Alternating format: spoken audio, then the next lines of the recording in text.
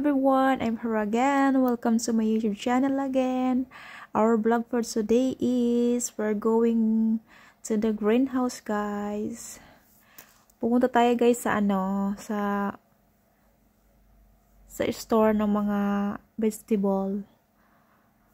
Kasi guys, mabibili tayo ng cabbage. Cabbage ba guys? Ngayon ang tag harvest ng mga cabbage ngayon guys, kasi yung gagawin nila ng preserve hanggang next year. Gagawing preserve guys yung cabbage. Kaya gogoro tayo guys. Mamimili tayo dun sa mga bagong harvest. Samahan nyo kami guys. Malapit lang ang pupuntahan natin guys. Malapit lang dito. Samahan nyo kami hanggang dulo guys. And papakita ko sa inyo guys. I just wanna share. Papakita ko sa inyo paano gawin. Paano mag-preserve ng ng cabbage. Ano lang siya guys. Madali lang. Madali lang mag-preserve ng cabbage para sa hanggang next year. Kasi wala nang cabbage yan, masisira na sila guys. Ayan na guys. Andito na tayo sa cabbage. Mga nagtitinda. Ang dami guys na nagtitinda sa cabbage dito sa kasi hindi ko na nakuhanan ng video kasi nagmamadali kami. Busy pa. Tingnan nyo guys, super fresh ng mga cabbage. Super fresh from the farm. Lahat yan may mga guys, yung mga truck, hindi ko na ipakita kasi nagmamadali kami.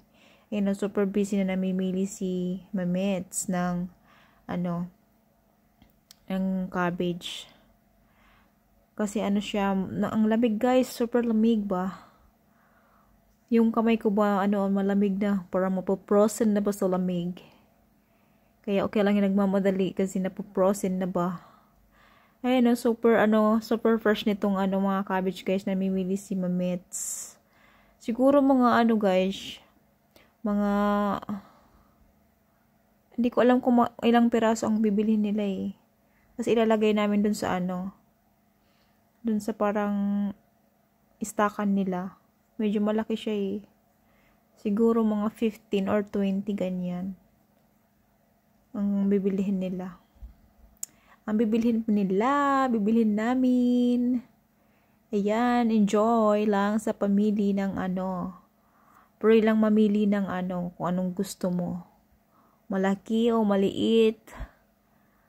Pray lang. Pray lang. Hindi ko alam kung magkano ngayon ang kilo nito guys. Hindi ko kasi tinignan yung kilo nila eh. Kilo ba? Kilo. Yung mga namimili dito guys, mga isang sako guys yung binibili nila.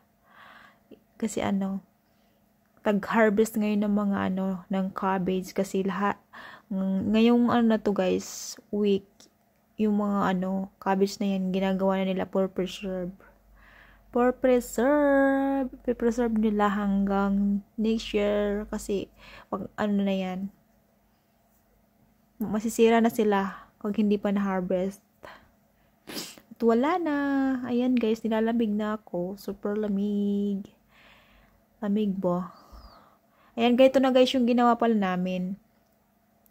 Ito na, tinanggal namin yung sa gitna. Tapos, ayan Ganito pala yung paggawa niyan guys. Ayan. Tapos lalagyan namin yan ng asin sa gitna. Makikita nyo ngayon guys, lalagyan natin ng asin yan. So, natanggalan na natin yan lahat ng yung nasa gitna. Ayan, lahat na yung natanggalan. At ito guys, pwede yan lutuin guys yung ibang mga ibang dahon na natanggal. Ayan guys, nilalagyan na pala ng salt or asin. Ni padi. Ayan, ganyan guys, yung ilalagay ng salt. Tapos ilalagay na din sa lagayan. Ayan. Ganyan guys. Tapos pag nalagyan na yan lahat guys, nilagay na lahat. Nilagay na lahat yan guys. Lalagyan niya ng tubig. Tas nagpakulo si mother-in-law guys ng ng salt na ganyan. Nagpakulo siya ng konti, tas ibubuhos din niya diyan. Tas lalagyan ng tubig yan guys, puno. Tas sabi nila 7 days daw yan laging aanuhan ng tubig. Laging papalitan ng tubig. Hanggang 7 days. Hanggang 7 days. Guys, papalitan yung tubig. Hindi siya as in papalitan ng tubig. Guys, ayusin lang guys para lahat ng tubig. Lahat ng cabbage, mga salt. Para di masira. Ganyan ang paglagay nila dito guys ng pag-preserve ng cabbage. Super lang. Ayan, madali lang siya guys. Akala ko mahirap lang. Madali lang siya. Ganyan lang siya. Pagkabili, ayan, ganyan na. Tinanggal namin yung mga sira-sira. Actually, wala naman sira-sira guys eh. Halos lang, yung mga dahon lang na nasa nagtatanggal. Yun na yung tinanggal namin. Tapos yan, tinanggal namin yung nasa gitna at nilagyan ng asin. Yan na, tas yan, hanggang sa mapuno na guys. Ayan guys, shout out pala sa inyong lahat sa mga lahat ng lagi nakasupport sa aking YouTube channel. Thank you very much. Shout out sa inyong lahat sa mga nanonood. So walang sawang pag-support.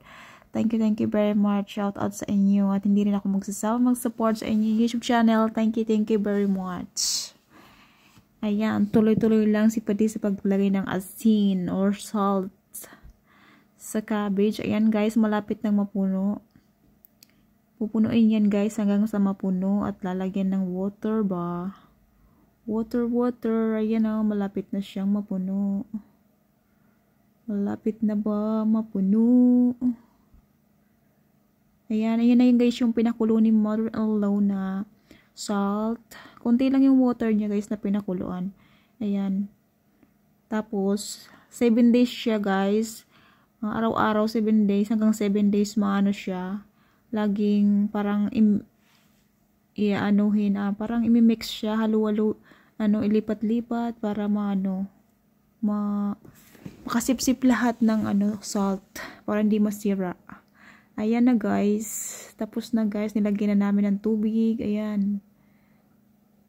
Puno ng tubig yan guys.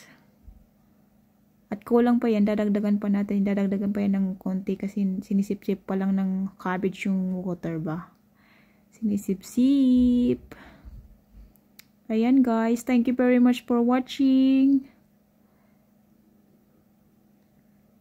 Thank you very much. Stay safe everyone and God bless. Thank you very much. Walang sawang pag-support sa aking YouTube channel. Thank you guys. Thank you very much guys for watching. Sa simula lahat hanggang matapos. Thank you very much. Ayan guys. Pagkatapos yan guys, ayan na. Close na namin at tapos na. Ganyan lang guys. Madali lang pala guys na mag-preserve ng cabbage. Dati guys, marami kaming pinagawa ng preserve. Mga bell pepper, tomato, etc. Tapos na yun guys, nagawa na namin. Pang last na to. Thank you very much guys. I love you guys.